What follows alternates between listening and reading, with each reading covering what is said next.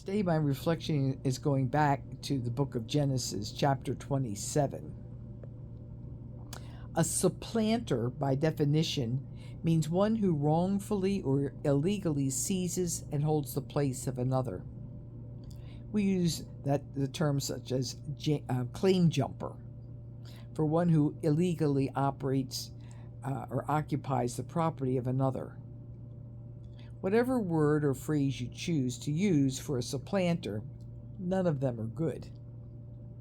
Yet this is what Isaac and Rebekah named their second son. How would you like the name of supplanter, claim jumper, or thief? Isaac and Rebekah had twins. Rebekah described them as having a wrestling match in her womb. Esau emerged first. He was reddish in color, so they named him Esau. Jacob came out second. He was clutching Esau's ankle, so they named him Jacob, supplanter. Little did they know how accurate that name would turn out to be. The boys were quite different growing up. Esau loved to hunt and came off as quite profane, meaning he doesn't appear to care very much about spiritual things. He's willing to essentially sell his future to Jacob for a bowl of beans, which is a story a little bit earlier in Genesis.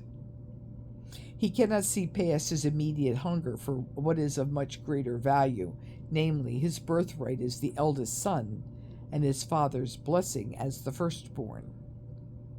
Jacob, on the other hand, values these things. He's much more spiritual than Esau. He's also a scoundrel.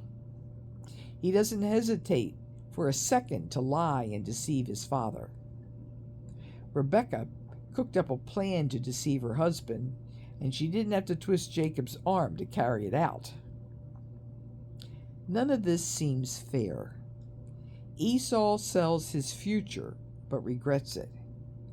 Rebekah conceives a plan for Jacob to supplant him. Isaac is deceived. Jacob gets away with it. Why then does the psalmist say, "For the Lord has chosen Jacob for himself"? Why would God choose him, a scoundrel, supplanter, a thief? The scriptures emphasize in many places that God's choices may not be ours. We don't know the hearts of people.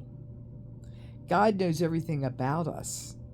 He also knows what we can become. Jacob doesn't have an easy life. He has to flee from home so that Esau doesn't kill him. He ends up with a father-in-law that is a bigger scoundrel than he is. Although God blesses him. When he finally leaves his father-in-law to return home, he hears that Esau and a large group of men are coming toward him. His chickens are coming home to roost. However, God doesn't see it that way. Jacob is a changed man. He's no longer a supplanter. God gives him a new name, Israel, which means God has persevered, or God has contended. In one sense, it's Jacob who persevered. He survived his foolish youth. And yet, he seems to have been given that name because when it comes to Jacob, God persevered. God never gave up on him, never quit working in his life to change him, never made it easy for him. Jacob changed, so his name was changed to God has persevered. Now, as I read that and pondered this, I wondered what in the world God is up to in our lives. The story of Jacob reminds me that God may be unseen, but that he isn't through with me or you yet. His work may seem slow, too slow, but he is creating something out of us. When he's done, I'm not totally certain what he will name us. Perhaps I will just keep my name and you will keep yours. But one thing I firmly believe is that God will persevere. Amen.